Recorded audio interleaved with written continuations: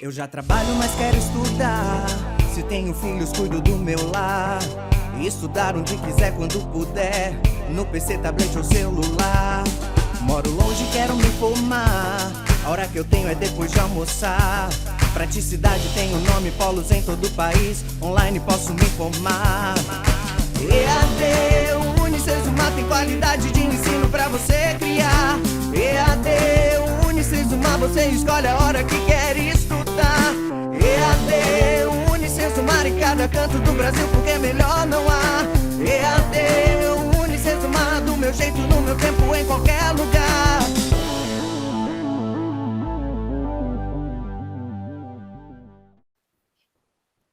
Olá, alunos e alunas! Estamos caminhando para a nossa última aula da disciplina de Negócios Inovadores e Startups. E para finalizarmos, nós temos hoje um convidado especial para contar para a gente sobre aqueles assuntos que ficaram pendentes nas nossas outras aulas, vocês lembram? Nós temos aqui hoje conosco o Perseu Bastos. Tudo bem, Perseu? Tudo bem, Silviane? Tudo ótimo, né? Se cuidando aí, tá tudo ok. Muito obrigado aí pelo convite de poder contribuir um pouco aí com esse curso. Perseu, conta para os nossos alunos assim um pouquinho da sua experiência, com o que você trabalha hoje, para que a gente possa conduzir a entrevista e eles depois te seguirem lá nas redes sociais, porque ele tem um trabalho espetacular. Legal, vamos lá. Bem, meu nome é Perseu Bastos, né? Eu sou designer, sou formado em jogos digitais, né? Eu comecei minha carreira lá atrás, em 2010, como designer gráfico e designer web, né? Já era assim, freelancer, então já comecei empreendendo, sempre tive isso dentro de casa. E depois via a oportunidade de empreender, criando coisas e resolvendo problemas. Então, na época, estava tendo um crescimento no mercado de jogos, e eu entrei no curso de jogos, me formei em jogos digitais, mas no meio da faculdade montei uma empresa para saúde cognitiva, ou seja, a gente fazia jogos para melhorar a aprendizagem, para auxiliar na personalização da educação, auxiliar especialistas a identificar problemas de aprendizagem. Essa foi minha startup durante 5 anos, lá no Porto Digital, né? Eu sou recifense, sou de Pernambuco, e lá a gente foi incubado, foi acelerado, recebemos investimentos, prêmios. Foi uma vivência muito grande, muito boa, porque eu não vinha essencialmente da área de administração e a gente também nunca tinha empreendido em gerenciar um número grande de pessoas, né? E você vai estudando, aplicando e aprendendo e vivendo e vai fazendo ali.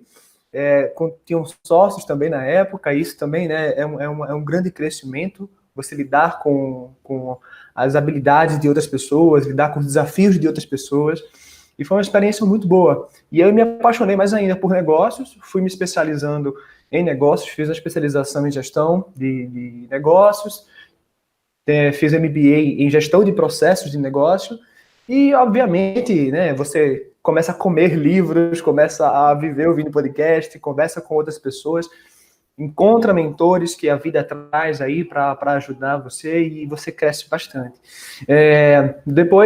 Depois fechei a empresa em 2015, fechei a startup, né, e decidi tocar ela mais para frente. Quem sabe agora, em 2020, um pouco mais na frente. E aí já tinha essa vivência com projetos de inovação, já tinha essa vivência com software, né, por conta também dos serviços como design, por conta da startup, desse mundo digital que a gente vivia lá. E segui empreendendo como consultoria, né, na modelagem de negócio, posicionamento de empresas.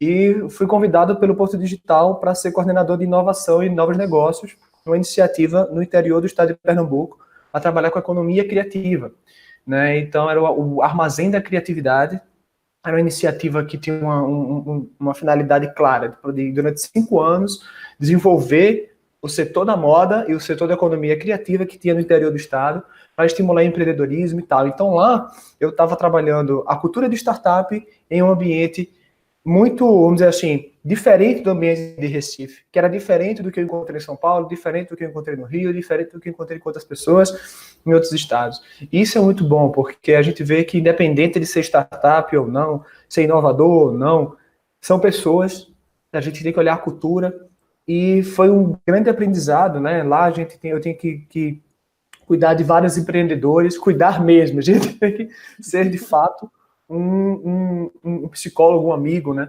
Além de um consultor, porque se a pessoa não está bem, o negócio não vai bem.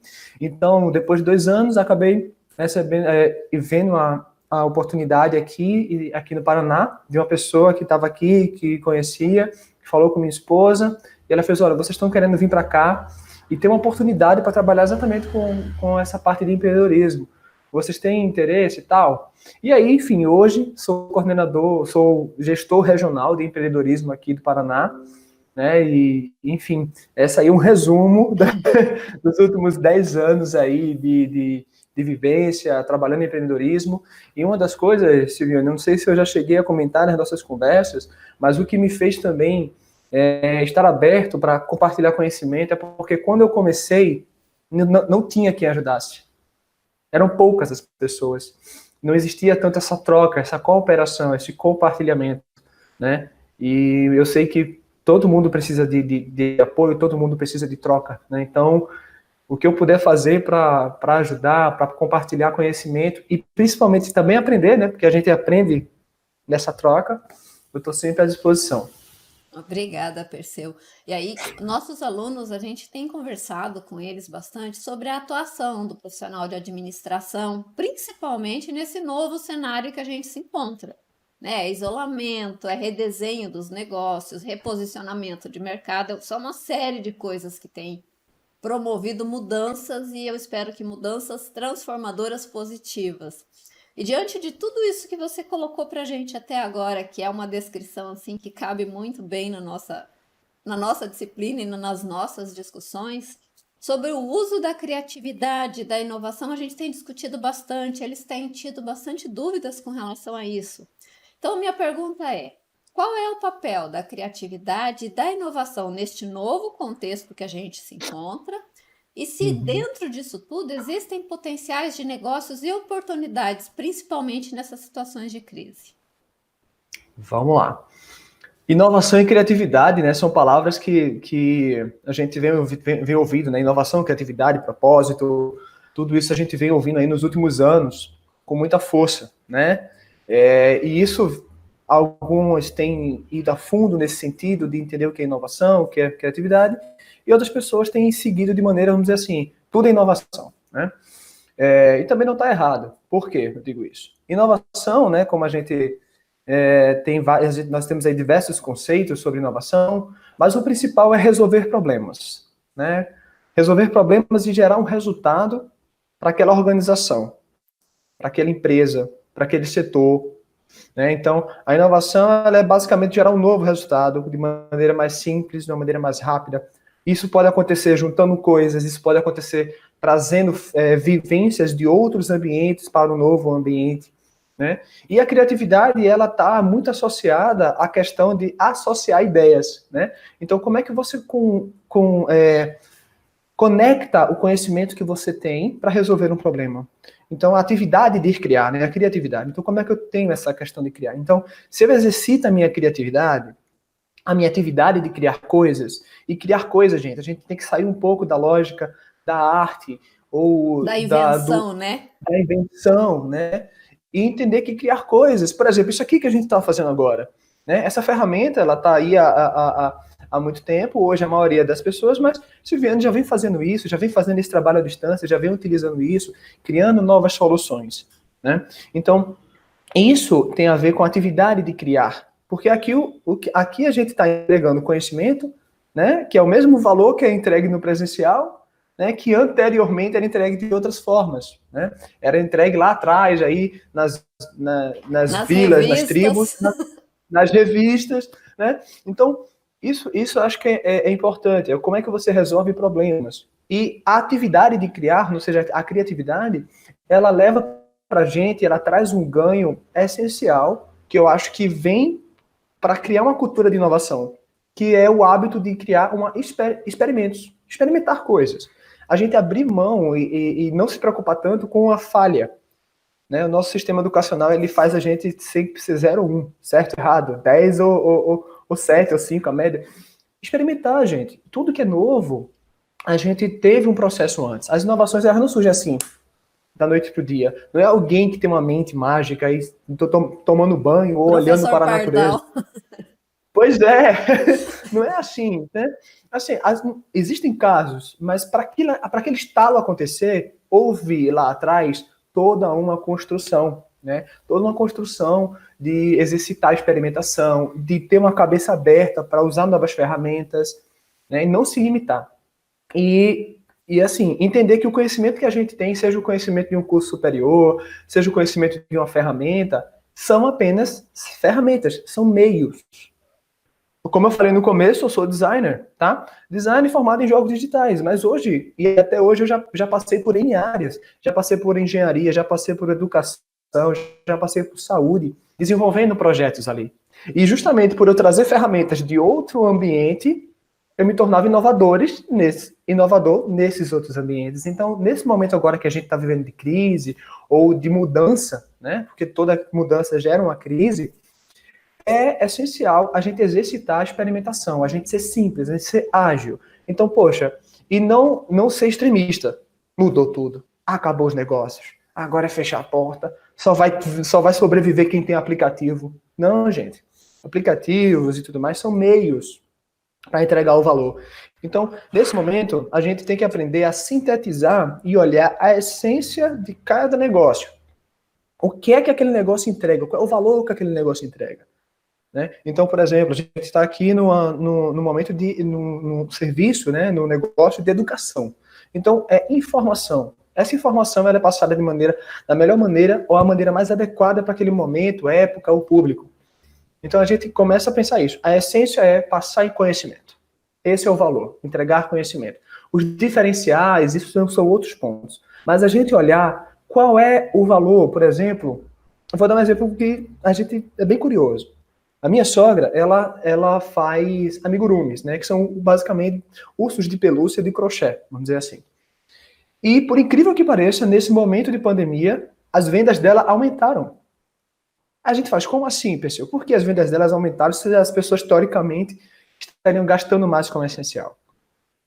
As vendas delas aumentaram porque as pessoas se voltaram mais para dentro de casa, querem cuidar da sua casa, querem uma decoração, querem presentear alguém e estão mais tempo consumindo um canal de informação que são as redes sociais. Então, o valor dela estava ali. A dinâmica interferiu no processo. Né? Aumentou os holofotes. E ela está se reinventando, está entregando mais, ela está com pedido até 2 meses para frente. Isso exige com que ela tenha criatividade e inove na forma de processos e tal. Então, quando a gente encontra uma situação dessa, de mudança, a gente tem que entender o que é que o cliente da gente quer com a gente. O cliente da gente, ele não quer o produto. Eu estou aqui tomando um pouquinho de café, ó. Vamos lá, café. Né? O meu ele não ficou pronto. O meu esfriou, Silviane. Que então, vamos lá. Então, o cliente, por exemplo, café. Eu sempre dou esse exemplo. A gente pode comprar um pacotinho de café e tomar 1 litro de café em casa. Mas por que a gente paga, às vezes, o mesmo valor desse pacote em uma cafeteria? Aí muita gente diz, não, mas é porque você está pagando pelo luxo, pelo atendimento. Tá, se é pelo luxo, pelo atendimento, por que eu estou pagando? É só por isso. Eu estou pagando porque quando eu vou na cafeteria, eu vou conversar com meus amigos, eu vou para uma reunião de negócio, eu vou para um passeio com minha esposa, eu vou conhecer, eu vou ficar comigo mesmo, eu vou ler um livro. Então, o benefício que o seu negócio entrega, ele vai se manter, gente. A questão é quais pontos você ajusta. Então, basicamente, tem 3 coisas quando a gente fala de mudança, né, que impactam ou que geram uma mudança mais forte no seu negócio. Então, a gente tem uma mudança tecnológica, inserção de tecnologia, e essa tecnologia, muitas vezes, que mais impacta são a forma de como as pessoas se comunicam, porque negócios são de pessoas para pessoas. Tendências sociais. Então, se a gente olhar a geração dos nossos pais, dos nossos avós, eram outros valores, outras realidades. Então, essas tendências, que vêm de outras culturas também interferem, podem impactar no seu negócio. Tá? E, por último, necessidades não atendidas. Então, necessidades não atendidas ou que são mais afloradas. Por exemplo, no Brasil, você fazer a lógica do mercado à distância, você comprar, fazer feira de casa. É um sonho, porque o brasileiro reclama de trânsito, porque o brasileiro reclama de muita gente, Mas todo sábado todo mundo quer juntar a família, ir para a feira, ir pro mercado, pegar uma fila gigante, menino gritando, aquela confusão, mas a gente tá lá. Por quê? É a nossa cultura. É a nossa cultura. Aquilo tem outros valores. Tem uma conexão afetiva lá de trás. Porém, no momento de isolamento, a necessidade de vamos dizer assim, não se deslocar, né, o contexto da gente fez com que a gente começasse a baixar um pouco ou valorizar menos essa jornada cultural de fazer a feira presencial e fazer a nossa feira à distância. Isso é Brasil, cultura. Inclusive, teve feirantes aqui na nossa região que disseram que há 30 anos eles estavam acordando de madrugada para entregar os produtos na feira, nos horários, porque a feira funciona de manhã, e eles nunca venderam tanto como estão vendendo agora, sem ter que acordar de madrugada. Olha, aí veja que legal, né? A gente tá vendo aí que melhora a qualidade de vida dos dois lados, né? E amplia os negócios para os dois lados. Eu não preciso mais me limitar ao horário para fazer uma compra, me limitar ao trânsito, e eles não precisam acordar cedo e se limitar ao horário comercial para fazer a oferta deles. A logística melhora para todo mundo, né? Pois é, evita horários de pico e tal. Então, gente, outro exemplo ainda falando sobre mercado. Em 2006, eu acho, o supermercado Tesco, que é uma rede global de supermercado, queria entrar na Coreia. Na Coreia tem vários supermercados ou lojas de departamento. O que é que a Tesco observou? O coreano passava mais tempo no metrô e no celular do que, né, ir no trabalho, do que em casa ou indo fazer compra. Eles colocaram painéis, ou seja, colocaram tipo adesivos dos produtos do supermercado. Enquanto o pessoal esperava o metrô, eles podiam escanear por QR Code. Veja, uma tecnologia que já é um pouco antiga, tem 20, 30 anos o QR Code. Você pode botar ali, ó, tá, escaneava, tem a sua cesta, pedia por ali, e antes de chegar em casa, muitas vezes a comida já estava lá, na casa deles. Aí, 5 anos depois, a Amazon cria, 5 ou 6 anos, 7 anos depois, a Amazon cria as lojas Amazon, né? Amazon Go. Você é o sonho do norte-americano, né? Você entra e pega o que quer, né? Só que, como é que você entra? Você tem duas formas de entrar. Pelo dispositivo, então aí a gente está falando de 2020, mas também a forma mais prática de entrar na loja da Amazon é usando o QR Code. Então, peraí, é a mesma ferramenta, é a mesma tecnologia. Porém, como é a estrutura das lojas da Amazon? Primeiro, tem que ser uma loja, porque as pessoas lá têm um comportamento de ir comprar, de ir bater perna, de querer ir naquela loja que tem um status. As pessoas pegam o celular, passam, tocar, exatamente, passam o QR Code, entram e saem com o que querem. Então, veja, a mesma tecnologia, os mesmos atributos técnicos, gerando, entre aspas, o mesmo valor que é facilidade, porém aplicado de forma diferente.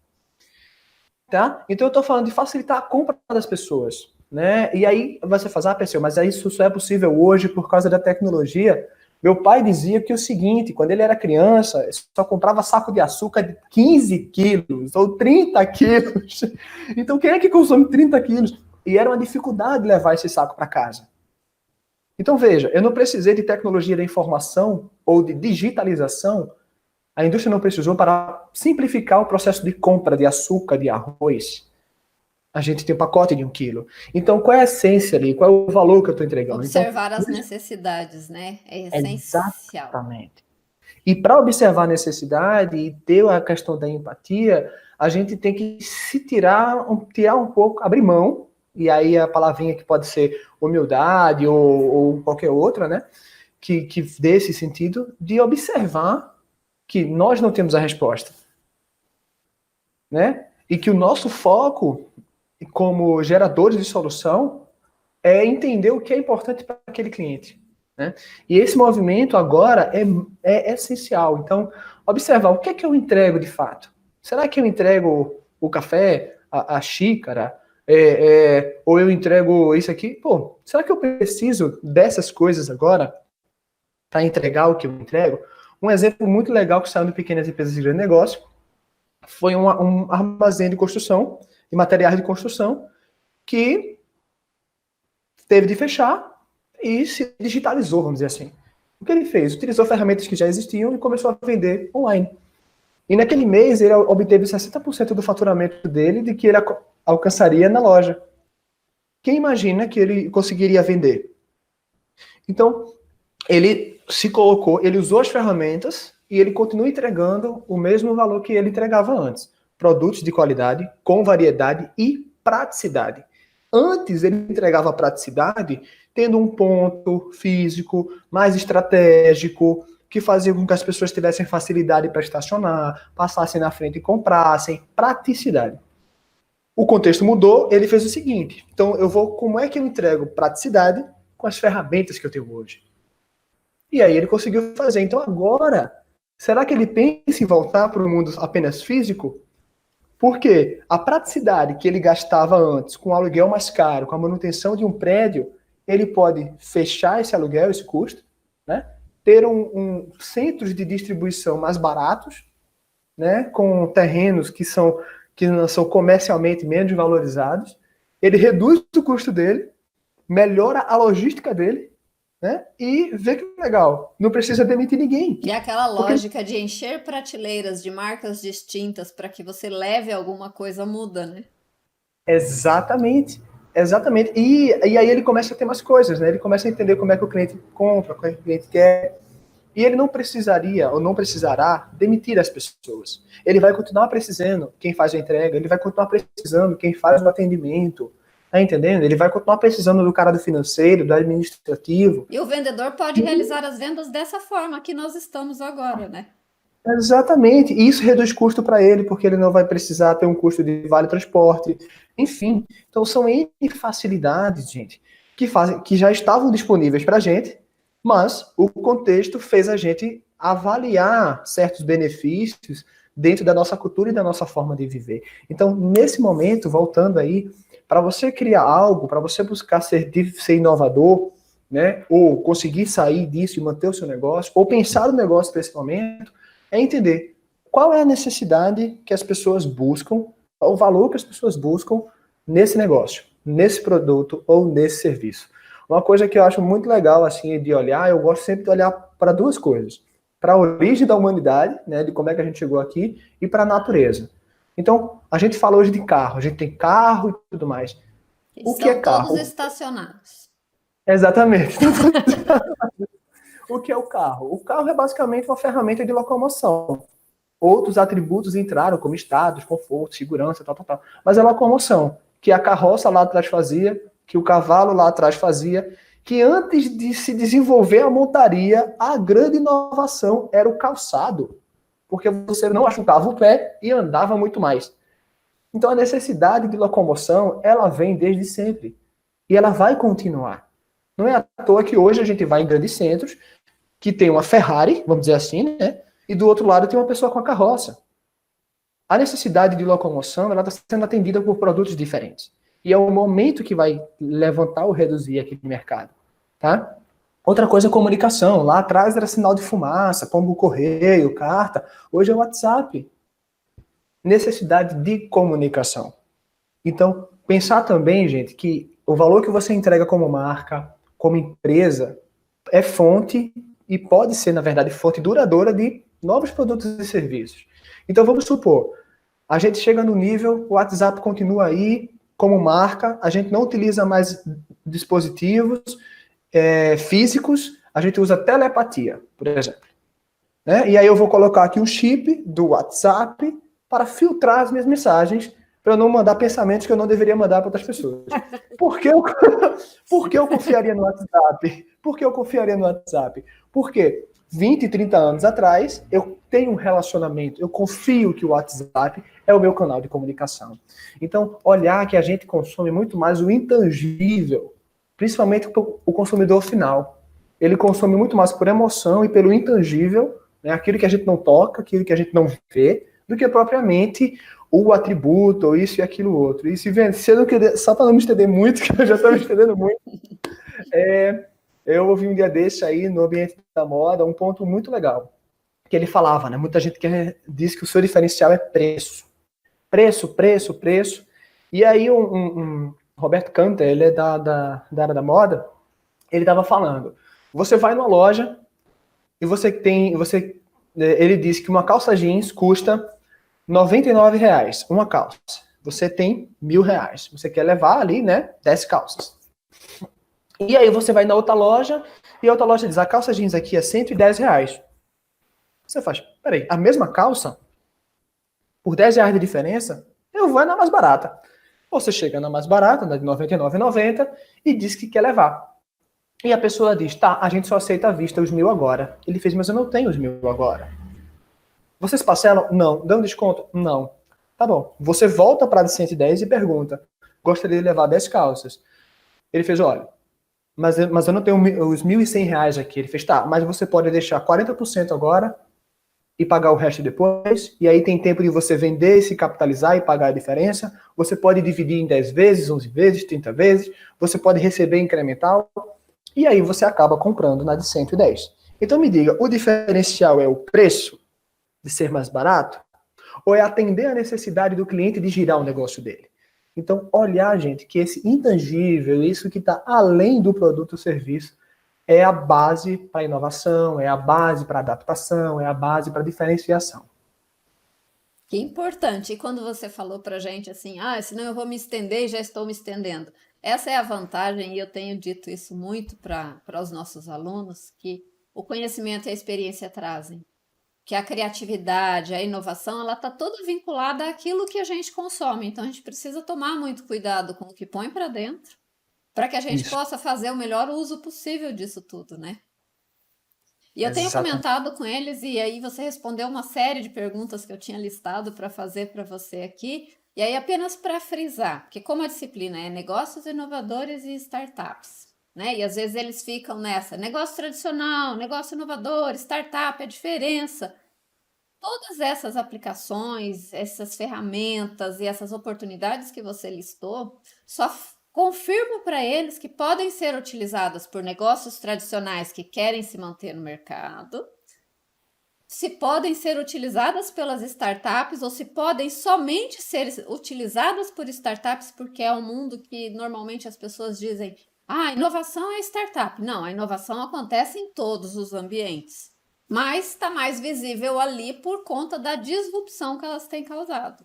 Então, negócios tradicionais, inovadores ou startups praticam a mesma trilha, elas podem praticar ou obrigatoriamente elas têm que caminhar um caminho diferente, porque eu particularmente penso que empresas tradicionais que não inovarem morrem.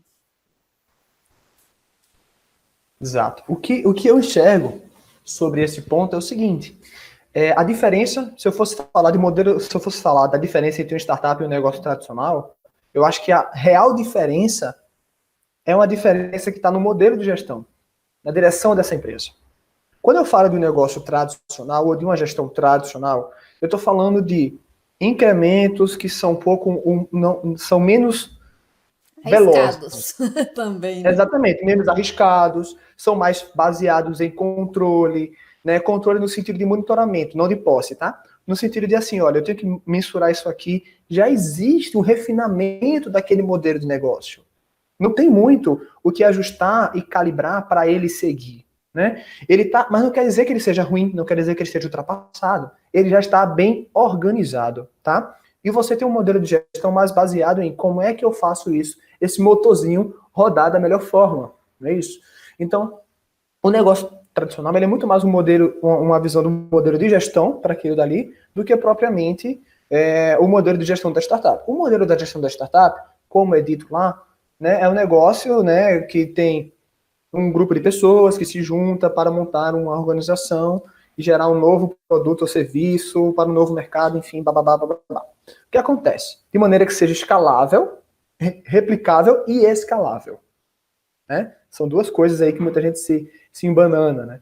Os negócios tradicionais, no modelo de gestão deles, já funcionam de maneira tão bem, né, ou validada durante os séculos, entendeu?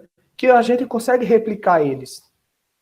A startup, para ela ser escalável, ela tem que encontrar um modelo que, à medida que ela se aplica, ela alcança um número maior rapidamente.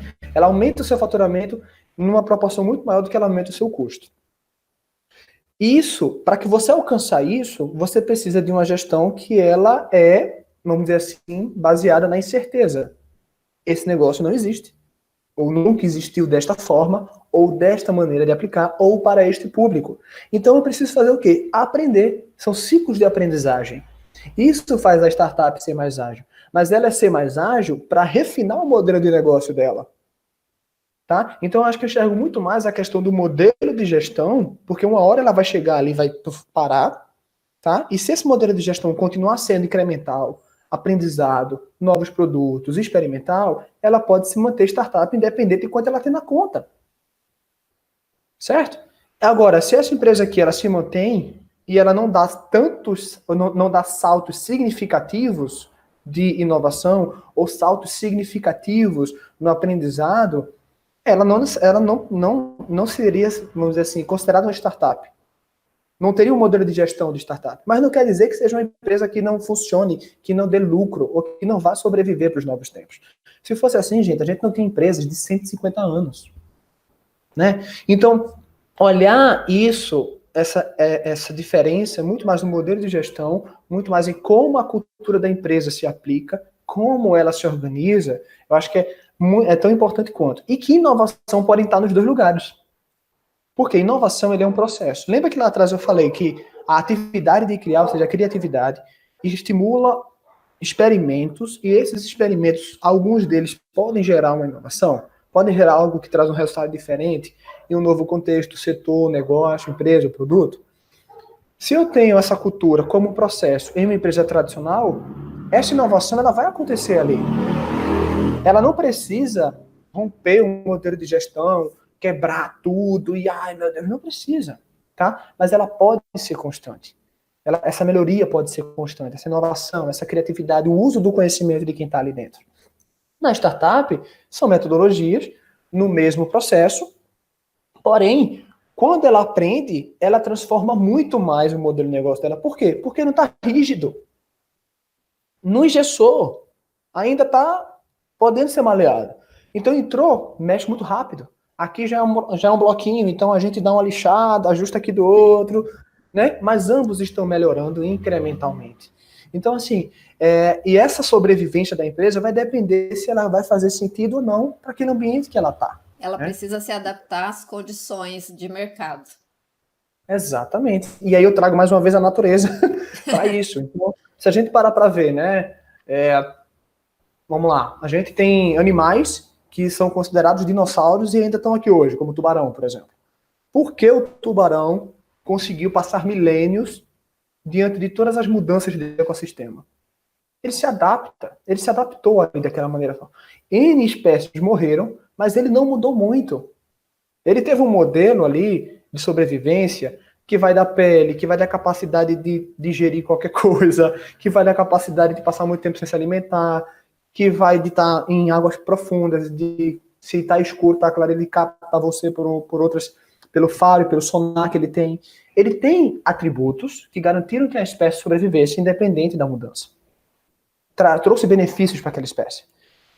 E a gente, com nossos negócios, ou com negócios que passaram, mantiveram isso. Mantiveram a sua essência, mantiveram os pontos fundamentais que iam garantir o crescimento dela. E aí a gente está falando de gestão, de pessoas, de cultura, de processos, muito mais do que o produto que a gente entrega. Né? Tem um livro muito legal que é Feitas para Vencer e Feitas para Crescer. São 2 livros que são muito legais, que falam exatamente disso, né? de gestão, que são empresas que passaram 15 anos, 30 anos crescendo independente de tudo isso. E elas conseguiram fazendo isso olhando muito mais para dentro e para o cliente dela do que para o concorrente. Né? Então esse ponto aí de entender em que você é melhor, em que você consegue... E ser o melhor, gente, é o melhor de você, tá? Não é o melhor que todo mundo, não. Então, né? O que é que você faz bem? Eu faço bem uma coisa. Qual é o meu parâmetro, né? Exatamente, qual é o meu parâmetro? Eu faço bem uma coisa. Eu, em relação a mim, ano passado, estou melhor ou pior? ser melhor nisso aqui faz sentido para o meu cliente? Sim ou não? Lógico, olhar o ambiente é importante, mas se olhar a si mesmo e saber aproveitar as suas capacidades e a capacidade do seu time é tão importante ou mais importante para garantir a sobrevivência, né? E agora, com muita tristeza, a gente vai caminhando para o final dessa entrevista maravilhosa, mas vocês podem seguir o Perseu, que ele tem muito material legal. Mas para finalizar, duas coisas que eu quero te pedir. Lá no começo você comentou sobre a questão do propósito. Na atualidade a gente tem discutido, e aí bem fortemente, a questão do propósito vinculado a negócios de impacto. Eu comentei assim, não faz parte da disciplina, mas eu comentei com eles que existe dentro desse ambiente todo, das empresas, dos negócios, os negócios de impacto que têm se sobressaído bastante, vinculado ao capitalismo consciente, que são vários conceitos que estão se misturando e tentando se adaptar para que o mundo seja um lugar melhor. Então, para que a gente finalize, fala rapidamente sobre negócios de impacto e propósito nesse contexto todo que você citou para a gente e deixa um conselho para os profissionais de administração que vão entrar neste novo mercado que está chegando agora. Show. Negócios de impacto e negócios sociais são coisas que eu me identifico e gosto bastante, né? Né? E assim, uma coisa que eu gosto sempre de fazer quando eu falo algo, explico algo, é desmistificar as coisas. Né? Então, quando a gente fala da palavra propósito, ou quando a gente fala de negócios sociais, negócio de impacto e tal, muita gente acha que é utopia, muita gente acha que é a visão do assistencialismo, muita gente acha que é... E dissocia isso de mercado, né? Então, por isso que eu gosto muito dessas duas palavrinhas, capitalismo consciente. Né? Porque, enfim, se tem uma frase de um economista que ele diz o seguinte: se você quer ter uma economia crescente e abundante, né, em um ambiente com recursos finitos, ou você é doido ou você é um economista. Porque uma hora todos os nossos recursos vão acabar, uma hora tudo isso vai deixar de fazer sentido. Né? Então a gente tem que repensar a forma como a gente gera mercado.